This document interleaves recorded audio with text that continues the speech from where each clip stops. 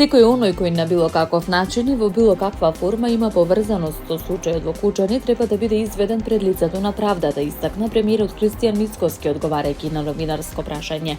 Прашан за коментар за новата сторија на ИРЛ во која се тврди дека има вмешаност на даночни инспектори во случајот Кучани, а не биле опфатени со обвинението. Тој нагласи дека случајот го води обвинителството, односно државниот јавен обвинител Љупчо Коцевски. Видовте и вие изминатиот период, 12 на обвинители работеа на овој случај. Ако е прашањето дали сум задоволен од работата на обвинителството, мојот одговор ќе биде не сум задоволен. Токму тоа беше причината зошто поддржавме во парламентот смена на Коцевски, а зошто СДСМ и ДУИ не поддржаа смената на Коцевски е друго прашање, истакна Мицковски. Ние мораме да си ги задржиме врските, да бидеме во постојана комуникација, мораме да си ја повратиме дијаспората, а тоа ќе го сториме преку набрзо формирање на Советот за дијаспора. Со регистар на луѓето им порача председателката Силјановска Давкова на македонските иселеници во Детроит при посетата на црквата Света Богородица. Председателката укажа на фактот дека нашите луѓе може да се надпреваруваат каде било, па и во најкомпетитивната Америка. И затоа замислувам дека многу би значило да си ги задржиме врските. Вие не секогаш се заминувале од дома заради надпревар, многу пати и поради лошите услови дома, поради неможноста најдобрите да се најдат на највисоките позиции, некогаш и заради кариерата, но сето тоа е пакт, рече Силјановска Давкова.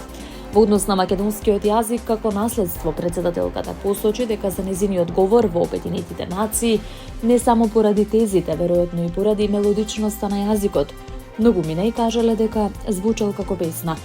Појасни дека се обидувала да им објасни дека ние не бараме никаков ексклузивен статус, дека ние бараме да бидеме третирани како и сите други. Бараме да си ги почитуваат сопствените стандарди, но мислам дека е многу тешко. Не велам неостварливо, рече Силјановска Давкова. Бројот на жртви од тајфунот Буалој во Виетнам се искачи на 11, а околу 20 на лица се водат како исчезнати, соопшти Центарот за управување со катастрофи во земјата. Најмалку 9 лица загинаа во торнадо предизвикано од тајфунот што ја погоди северната провинција Нинбин, додека 2 лица загинаа во северните провинции Танхоа и Хуе, соопштија властите. Буалој пристигна на копното носејќи бранови високи до 8 метри, соопшти Националната метеоролошка агенција.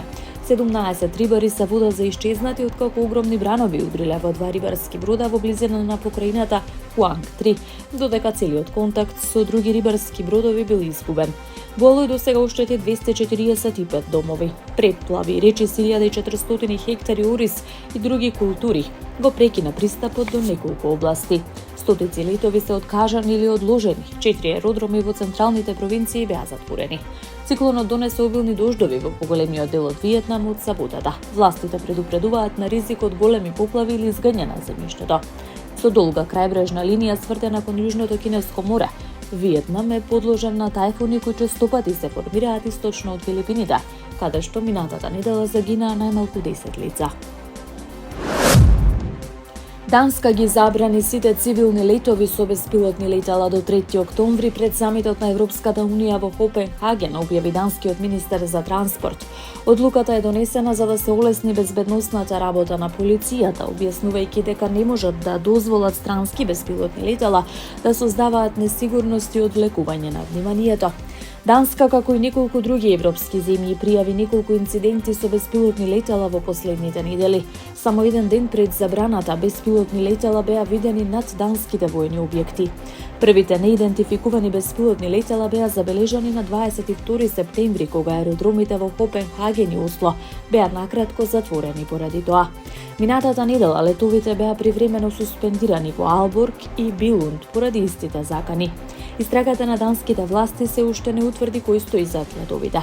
Министерот за одбрана ги нарече настаните хибриден напад и дел од системска операција. Премиерката потврди дека е во тејк истрага и не ја исклучи можноста дека Русија стои зад инцидентот.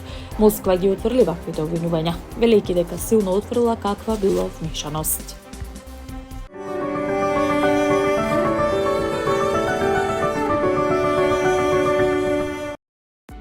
Времето денеска променливо облачно со сончеви периоди. Ќе дува слаб до умерен ветер од северен правец. Во Скопје променливо облачно со сончеви периоди. Ќе дува слаб северен ветер. Денес се очекува и преодно стабилизирање на времето. Од среда кон крајот на денот се очекува нов влажен и постуден бран со пообилни врнежи од дожд. Температурата ќе биде во значително опаѓање.